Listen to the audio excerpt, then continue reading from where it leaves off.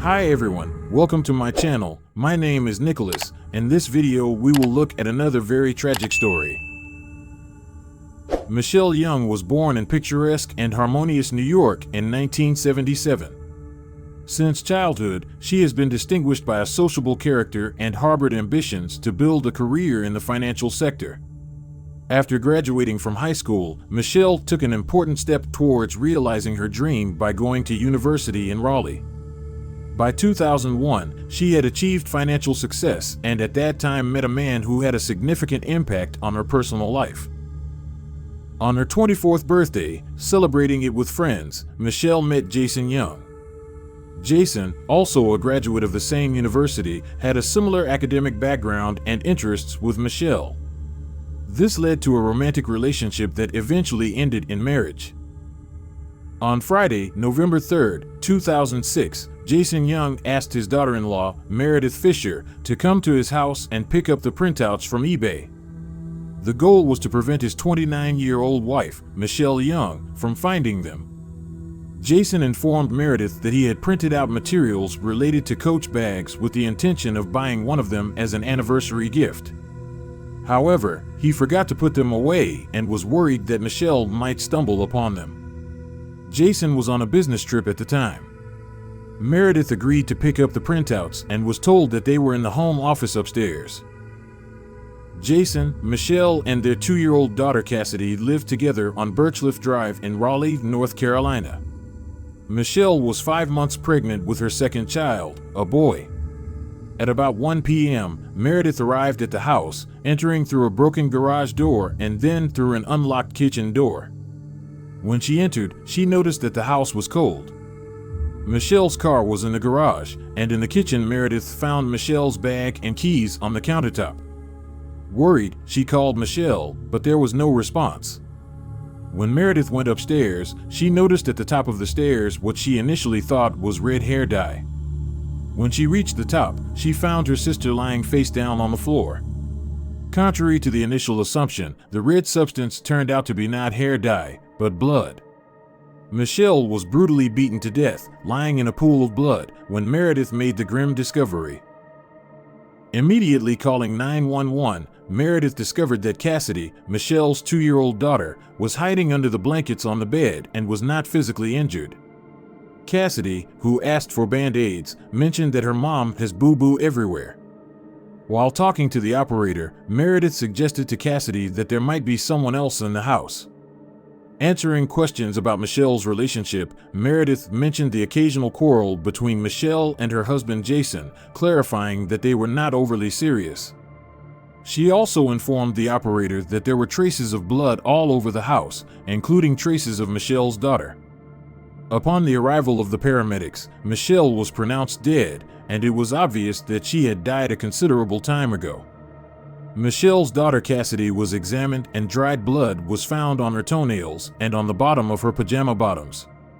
Fortunately, she did not suffer any physical injuries.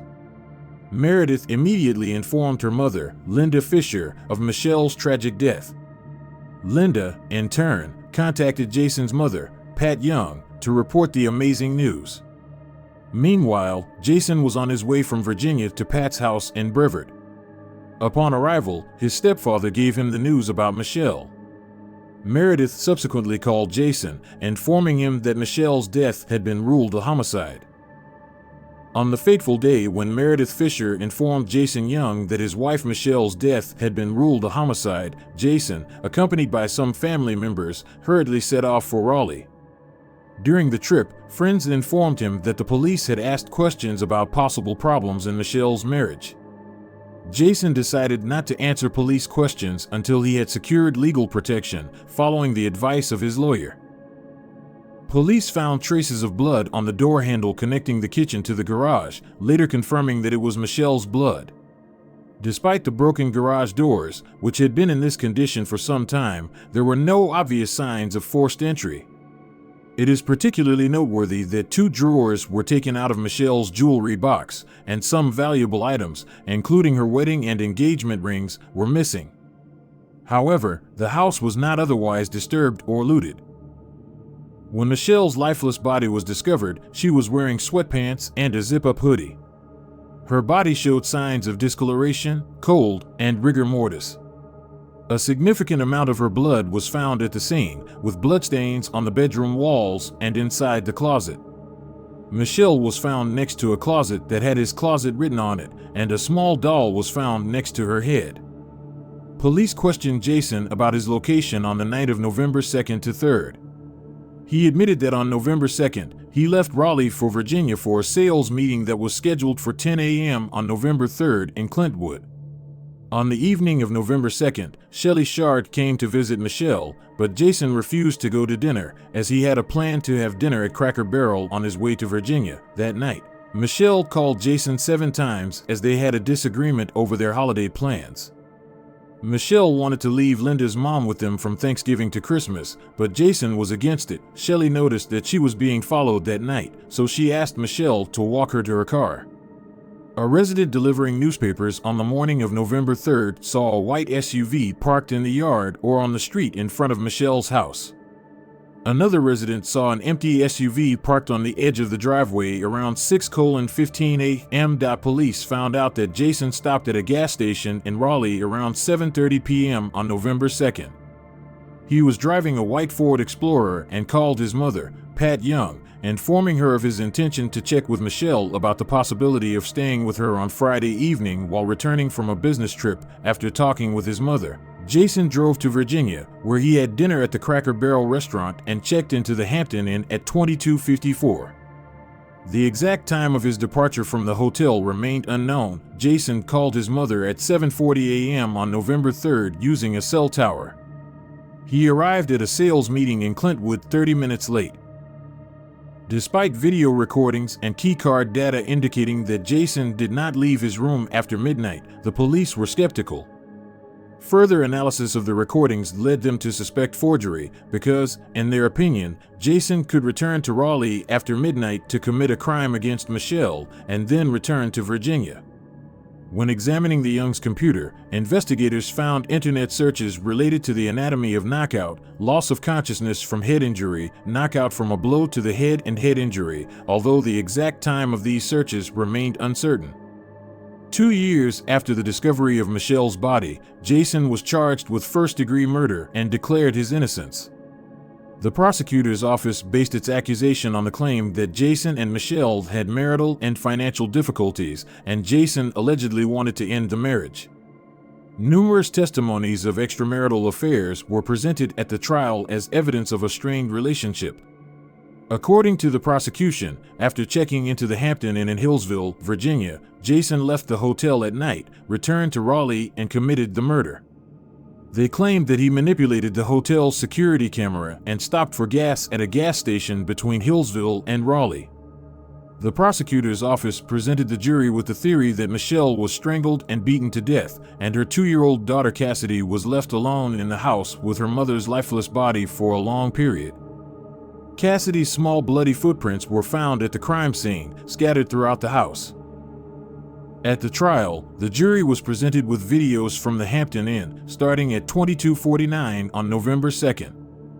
However, the recording was interrupted at 23:20, which led the prosecutor's office to conclude that Jason interfered with the camera. They claimed he did this to keep the security door open, allowing him to exit without using his keycard. A hotel employee discovered that the emergency door on the ground floor, leading from the western staircase to the street, was ajar with the help of a small red stone. Usually this door remained locked from 23 to 6 o'clock in the morning. Upon further inspection, Keith noticed that the camera in the staircase closest to the ajar door was not working, while the other cameras were in working order. The last image captured by this camera was at 23:20 on November 2nd. Although the staff later turned on the camera at 5:50 a.m. on November 3rd, someone redirected it to the ceiling between 6:34 a.m. and 6:35 a.m. Prosecutors argued that this sequence of events suggests that Jason turned off the camera and left the door ajar, creating an alibi for himself while he returned home to commit a crime against his wife. Prosecutors alleged that Jason stopped at a gas station in North Carolina around 5 a.m. on his way back to Virginia. A gas station employee testified in court, saying she believed the person who visited the gas station in the morning was Jason. She vividly recalled this encounter, explaining, "I don't forget anything when someone swears and shouts at me." According to Gracie's testimony, a man in a white SUV parked at the farthest pump and tried to refuel several times. At that early hour, annoyed by a pump malfunction, a man entered the store and rudely addressed Gracie. She explained to him that in order to activate the gas pumps, customers need to show money or identification. To resolve the situation, the man handed her $20, filled up with $15 worth of gasoline, and immediately left without returning for change. This incident was presented as evidence at the trial. The trial highlighted the details of Jason and Michelle's marriage. Some acquaintances believed that their union was concluded mainly because of Michelle's pregnancy. Meredith Fisher, Michelle's sister-in-law, testified that she advised Michelle to leave Jason, but Michelle made no attempt to divorce. 3 weeks before Michelle's death, Jason allegedly told a friend that it was over. The court also heard that the couple often argued over Michelle's mother, Linda. Linda often visited her daughter for a long time, expressing a desire to move to North Carolina to spend more time with Michelle and her granddaughter. Linda even offered to renovate their house to set it up for herself. Although Michelle was happy with this arrangement, Jason was against it. Linda, Michelle's mother, told the court about the moment she found out about her daughter's death. According to her, her other daughter, Meredith, called and said, "Mom, Michelle is dead." Linda initially asked if Michelle had fainted, but Meredith confirmed that Michelle was indeed dead. Linda said that she tried to contact Jason, but he did not answer the phone and did not call back. Linda's testimony revealed the tumultuous relationship between Jason and Michelle. Linda witnessed numerous quarrels, and, according to her, Jason humiliated Michelle. Linda told the court that she advised Michelle to leave Jason, but Michelle was determined to save the marriage. According to Linda, Michelle confided in her that Jason did not make love to her and had a perverted approach to intimacy. Linda also testified that Jason invited the women to stay at their house when Michelle was away on business trips. Expressing her grief, Linda told the jury she had so much going on. There was so much about Michelle. She was a North Carolina State cheerleader. She had that zest, energy. She was so cheerful, you know? She loved life, and he took it away from her, just took it away. After Michelle's funeral, Jason moved into his parents' house with his daughter Cassidy. Linda hired a lawyer to facilitate meetings with Cassidy, and after the trial, full custody was granted to Meredith. Linda thought Jason didn't want any further questions. At the trial, one of Jason's female friends, Carol Ann Sowerby, testified that she had known him since he was a teenager. She visited him in the fall of 2006, 10 days before Michelle's death, and confessed to having sexual relations with Jason on the couch in the living room one night when Michelle was out of town. The court also accepted the testimony of another female friend, Michelle Money, who was one of the sorority sisters Michelle Young. Michelle Money believed that her own husband was unfaithful, and she revealed that she first met Jason at his wedding. At the end of September 2006, the bond between Jason and Michelle Money intensified, and in October of that year, Jason visited Michelle Money in Orlando, where they entered into a sexual relationship. Jason reportedly confessed his love for Michelle Money to a friend. During October, they kept in constant contact, exchanging messages. On the eve of Michelle's murder, they contacted 51 times in one day. Michelle Money was the last person Jason contacted on November 2nd and the first person he called on the morning of November 3rd. Michelle Money testified that they regularly talked about work, life, and children. The court heard about Michelle's injuries, sustained as a result of 30 blows with a heavy blunt object. Dr. Thomas Clark testified that she died of suffocation and fractures of the skull. The court was told that there was no evidence that Jason had previously physically assaulted Michelle, but the prosecutor's office argued that this did not exclude the possibility that he attacked her on that particular night. The prosecutor's office brought Jason's ex-fiancée, Genevieve Cargill, who was herself a victim of domestic violence, as a witness. She said that Jason took off her wedding ring while intoxicated, and when she couldn't take it off herself, he took it off by force. Genevieve claimed that the incident mentioned earlier was not the only case. She recalled that Jason repeatedly punched the windshield of her car and the wall in their apartment, damaging them. After several years without communication, on September 12, 2006, Jason wrote her a letter in which he confessed his love. The defense argued that the prosecutor's office did not have reliable evidence against their client. They stressed that Jason's DNA and fingerprints were naturally found in the bedroom, but none of his fingerprints were bloody. In addition, no blood was found in his car, on his clothes, or in the Virginia hotel room where he stayed. During the police examination, Jason did not show cuts, bruises, or other injuries on his hands or body, except for a bruise and a broken toenail. When given the opportunity to testify, Jason admitted that he was not an ideal husband, but claimed that he was actively working to improve his marriage. He strongly denied any involvement in Michelle's murder. The court heard about the existing problems in Jason and Michelle's marriage, but also heard that Jason genuinely loved his wife and was committed to the success of their relationship. Excitement reigned in anticipation of the birth of their boy. In Jason's defense, it was suggested that he did not have enough time to return to Raleigh, commit the murder, and return back to Virginia, given that the hotel was about 160 miles from his home.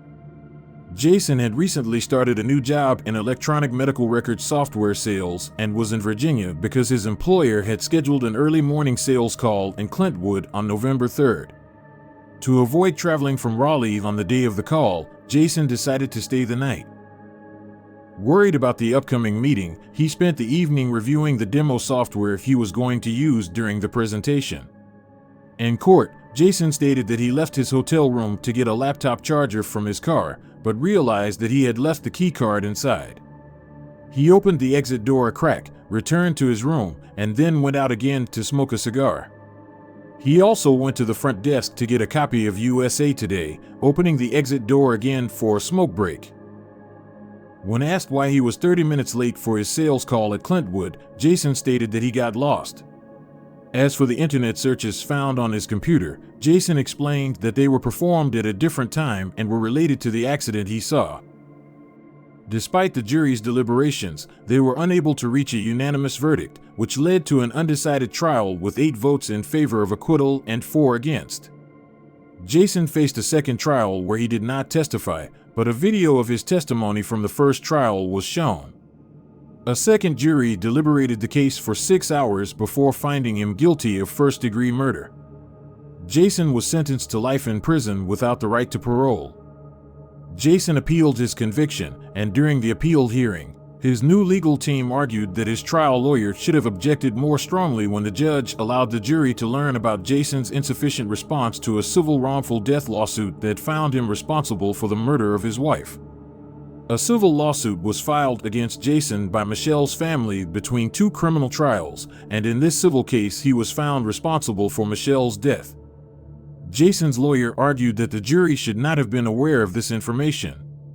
They also argued that the same judge, Supreme Court Justice Donald Stevens, presided over both the civil case and the second criminal trial, potentially biasing the jury against Jason. The appeals court agreed with Jason's arguments. A unanimous panel of judges at the Court of Appeal overturned his conviction and ordered a new trial, which would have been his third. However, before a third trial could take place, a panel of the State Court of Appeals overturned the decision of the Court of Appeal. As a result, Jason did not face a third trial, and his sentence for first-degree murder remained in force. What are your thoughts on this story? Please express your views, leave comments, subscribe, and like. We thank you for watching. Remember to take care of your own well-being and the well-being of your loved ones.